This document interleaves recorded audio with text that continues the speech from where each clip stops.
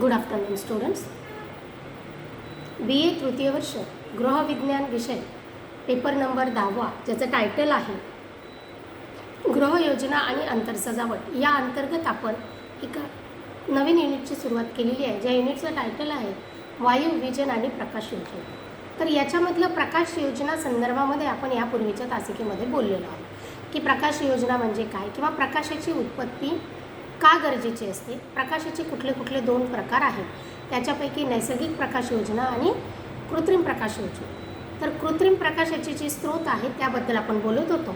तर त्याच्यामधला बल्ब किंवा विजेवरती चालणारे दिवे यापर्यंत आपण बघितलेलं आहे. तर विजेवर चालणारे दिवे, मग विजेवर चालणारे दिवे जे आहेत त्याच्यातलं वॅट म्हणजे काय, त्याच्यातलं मटेरियल कोणतं असतं, त्याच्यानंतर त्याचा प्रकाशाचा रंग कोणता असतो, विजेचं एकक कसं मोजलं जातं, लाईटचं बिल कसं आकारलं जातं, या संदर्भातली एकंदर माहिती आपण आजच्या या तासिकेमध्ये घेणार. तर विजेचा दिवा जो आहे किंवा विजेचे दिवे जे आहेत ते 1879 थॉमस एडिसन यांनी बल्बचा शोध लावला. मग हा जो काही बल्बचा शोध थॉमस एडिसनने लावला त्याच्यामुळे आपल्याला रात्रीच्या वेळेला दिवसासारख्या प्रकाशाची प्राप्ती जी आहे ती आपल्या घरामध्ये किंवा आपल्या खोलीमध्ये किंवा रस्त्यांवरती आपल्याला मिळू लागली आणि ज्याच्यामुळे रात्रीच्या अंधाऱ्या रात्रीच्या वेळेत देखील आपण आपली दैनंदिन कामं जी आहेत ती चांगल्या पद्धतीने पार पाडण्यासाठी आपल्याला त्या प्रकाशाची, त्या बल्बची मदत जी आहे ती आपल्याला होऊ लागली. तर विजेचे दिवे जे आहेत ते आपल्यासाठी वरदान किंवा सर्वच प्राणीमात्रांसाठी एकदम वरदान ठरलेला आहे. याच्यापासून मिळणारा जो प्रकाश असतो तो स्वच्छ आणि शीतल असा प्रकाश असतो. शिवाय हा आरामदायकही आहे. याच्यासाठी खूप काही मेहनत करावी लागत नाही. फक्त एक बटन दाबलं की तो बल्ब जो आहे तो ऑन होतो आणि त्याच्यातून आपल्याला प्रकाशाची प्राप्ती जी आहे ती आपल्याला मिळते. याशिवाय प्रकाश जो आहे तो बल्बचा हा इतर गोष्टींपेक्षा अधिक शक्तिशाली, सौम्य आणि आल्हाददायक असा असतो. दिव्याचे साधारण म्हणजे विजेच्या दिव्याचे वेगवेगळे प्रकार आहेत, ज्याच्यामध्ये पहिला आहे बल्ब, त्याच्यानंतर आहे ट्यूबलाईट, त्याच्यानंतर आहे CFC बल्ब. अशा पद्धतीचे वेगवेगळे टेक्निकचा जसा शोध लागला त्या पद्धतीने वेगवेगळ्या याच्यामध्ये विजेच्या दिव्यांमध्ये बदल जो आहे तो होत गेला. जसा बल्ब जो आहे हा चांगल्या प्रकारच्या काचेपासून तयार केला जातो. बल्ब हा साधारणपणे गोलाकार असायचा, त्याच्या आतमध्ये फिल्मेंट असते आणि जे आपल्याला बाहेरून दिसतं म्हणजे ते आपल्याला डोळ्याने आपल्याला त्या बल्बच्या आतलं जे फिल्मेंट म्हणजे जे तारा असतात ते आपल्याला दिसत असतात. ह्याच्यावरती 40 वॅट, 60 वॅट आणि 100 वॅट असं देखील लिहिलेलं असतं. 40 वॅटचा प्रकाश जो आहे तो कमी असतो, 60 वॅटचा प्रकाश हा मध्यम असतो आणि 100 वॅटचा प्रकाश हा तीव्र किंवा मोठ्या प्रमाणात त्याचा प्रकाश जो आहे तो आपल्याला जास्त प्रमाणात प्रकाश पडत असतो.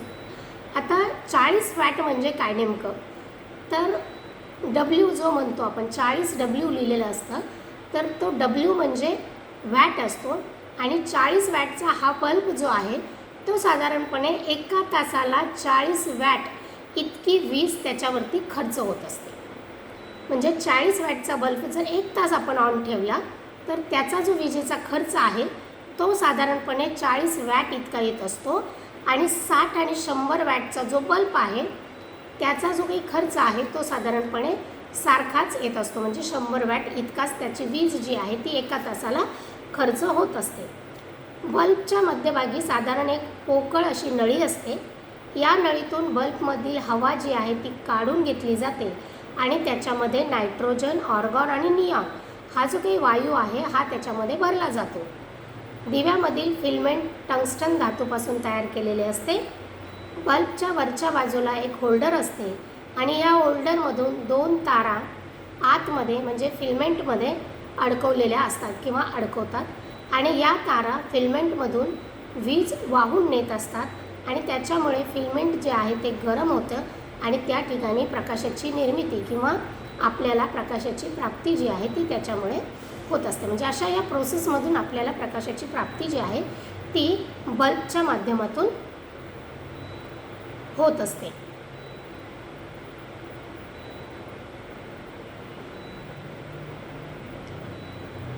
आणि हे जे काही बल्ब आहेत हे वेगवेगळ्या आकाराचे आणि वेगवेगळ्या रंगामध्ये देखील उपलब्ध आहेत किंवा त्याचा वापर आपण वेगवेगळ्या आकारामध्ये आणि वेगवेगळ्या रंगामध्ये देखील करत असतो. सोडियम व्हेम्पर लॅम्प म्हणजेच की या प्रकारचे बल्ब हे अधिक प्रकाश देतात. म्हणजे आपल्या नॉर्मल बल्बपेक्षा हा जो बल्ब आहे हा जास्त प्रकाश देतो. यामुळे बल्ब साधारणपणे हे जे बल्ब आहेत हे साधारणपणे रस्त्यावर लावले जातात कारण त्याचा प्रकाश हा जास्त प्रमाणात पडतो.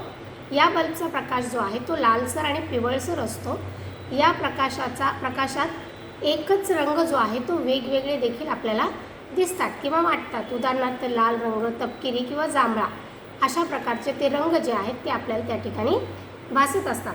हा बल्ब सुरू करण्यासाठी चोकची गरज असते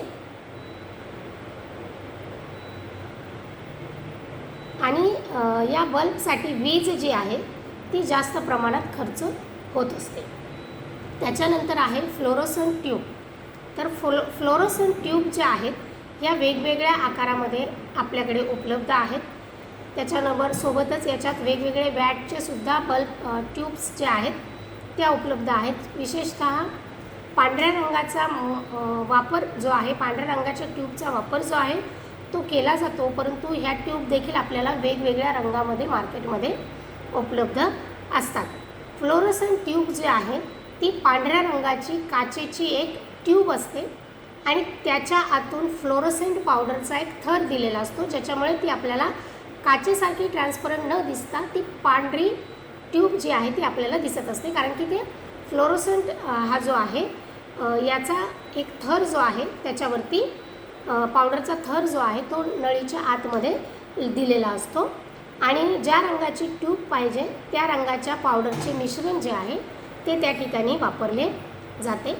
ट्यूबमध्ये ऑर्गॉन आणि पाण्याची वाफ भरली जाते आणि दोन्ही टोके बंद करून त्याला सील केलं जाते आणि मग ट्यूबमध्ये विद्युत प्रवाह आल्यानंतर त्या ठिकाणी प्रकाशाची निर्मिती जी आहे त्या ठिकाणी होत असते. या ट्यूब ज्या आहे ह्या देखील चालू करण्यासाठी किंवा चालू होण्यासाठी चोकची गरज असते. विद्युत प्रवाह सुरू केल्यानंतर तिच्या वॅट एवढा प्रवाह नियंत्रित करून हा नियंत्रित पुरवठा कायम करत राहण्याचे काम जे आहे ते ह्या चोकमुळे होत असते. ट्यूब लावल्याची जी पट्टी असते त्या पट्टीवरती ह्या चोकचं जागा असते आणि हा जो काही चोक आहे हा वॅटला कंट्रोल करण्याचं काम जे आहे ट्यूबमध्ये करत असतो. साधारणपणे 15 ते 18 वॅट एवढी वीज चोक करता लागत असते. अशा प्रकारे साधारणपणे ट्यूबमध्ये 36 वॅट व चोकचे 16 वॅट असे एकूण 42 वॅट हे दर तासाला वापरले जात असतात. म्हणजे एका तासाच्या ट्यूबच्या वापरासाठी आपल्याला 42 वॅट जे आहे 42 वॅट जे आहे ते आपले खर्च होत असतात आपल्या विजेचे.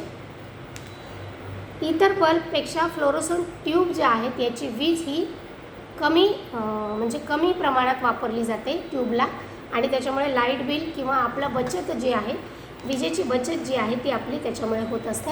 परंतु ट्यूबचा जो प्रकाश आहे तो पांढरा प्रकाश असतो. साधारणपणे दिवसातला जो प्रकाश आपल्याला दिसतो त्या प्रकारचा प्रकाश हा ट्यूबचा प्रकाश असतो आणि हा डोळ्याला शांतपणा आणि आल्हाददायकपणा देत असतो. कॉम्पॅक्ट फ्लोरोसंट लॅम्प म्हणजे CFL.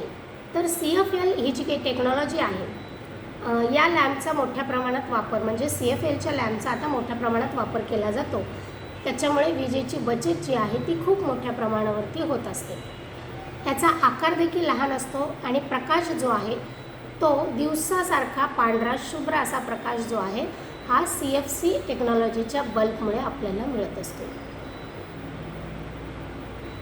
याच्या उपयोगाने इतर इन्कॅन्डेंट बल्बच्या 80% वीज जी आहे ती बचत होत असते. म्हणजे दुसऱ्या कुठल्याही बल्बच्या किंवा ट्यूबच्या वापराने जी वीज वापरली जाते त्याच्यामध्ये 80% बचत जी आहे ह्याच्यामुळे होत असते. म्हणजे फ्लोरोसंटच्या कॉम्पॅक्ट म्हणजे CFLच्या टेक्नॉलॉजीच्या बल्बमुळेही 80% विजेची बचत जी आहे ती आपल्याला होत असते. याच्यामध्ये अगदी थोड्या प्रमाणात पाऱ्याचा उपयोग केलेला असतो. हे 18 ते 100 वॅटपर्यंत उपलब्ध असतात. विजेच्या बल्बमधील काही महत्त्वपूर्ण माहिती जी आहे ती आपल्या सर्वांना असणं आवश्यक आहे आणि म्हणून त्याचं माहिती आपण आता या ठिकाणी घेणार आहोत. जसं की विजेचा दाब जो आहे तो म्हणजे काय असतो तर व्होल्टेज म्हणजे विजेचा दाब. तर हा जो काही दाब आहे हा बल्बवर लिहिलेला असतो, त्याला V या नावाने आपण ओळखतो. तर घरगुती उपयोगाकरता साधारणपणे 230 व्होल्टेजचा वीज पुरवठा जो आहे तो केला जातो. विजेच्या तारामध्ये याच्यापेक्षा कमी दाबाचा प्रवाह जर असेल तर विजेची शक्ती कमी पडून आपल्याला पुरेसा प्रकाश जो मिळत नाही. उदाहरणार्थ एखाद्या वेळेस आपली लाईट कमी जास्त होत असते तेव्हा आपण सहज म्हणतो की व्होल्टेज कमी जास्त होत आहे. तर हे जे काही व्होल्टेज आहे हे आपल्याला घरगुती वापरासाठी साधारणपणे 230 व्होल्ट जो आहे तो आपल्याला वापरणं सोयीस्कर असतं किंवा तेवढं आपल्याला पुरेसं असतं. कधीकधी या दाबाच्या प्रवाहामध्ये जर अडथळा निर्माण झाला तर आपल्या बल्बमधनं किंवा आपल्या ट्यूबमधनं येणारा प्रकाश जो आहे तो थोडा त्या ठिकाणी मंदावतो किंवा मंद असा प्रकाश आपल्याला त्या ठिकाणी दिसत असतो.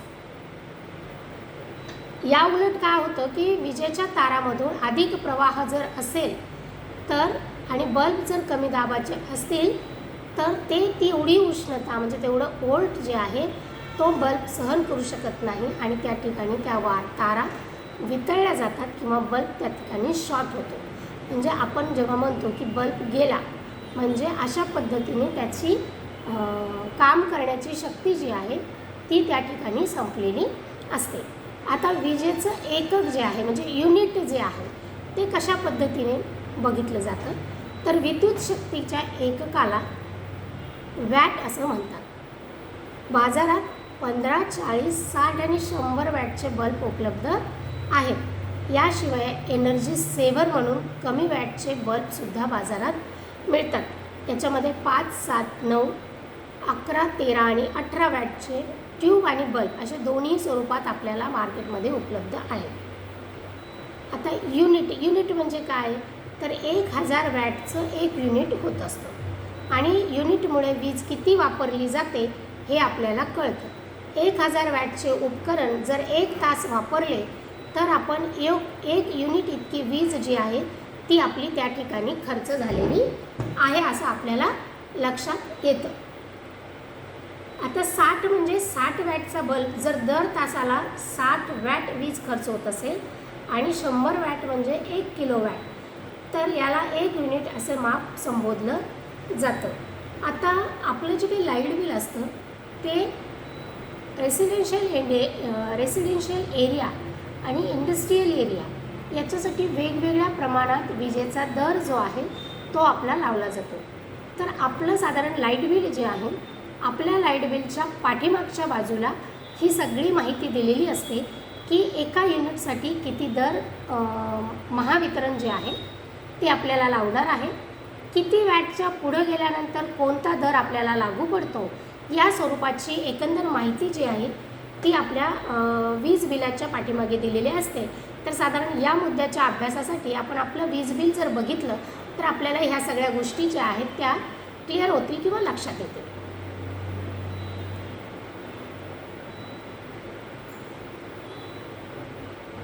साधारणपणे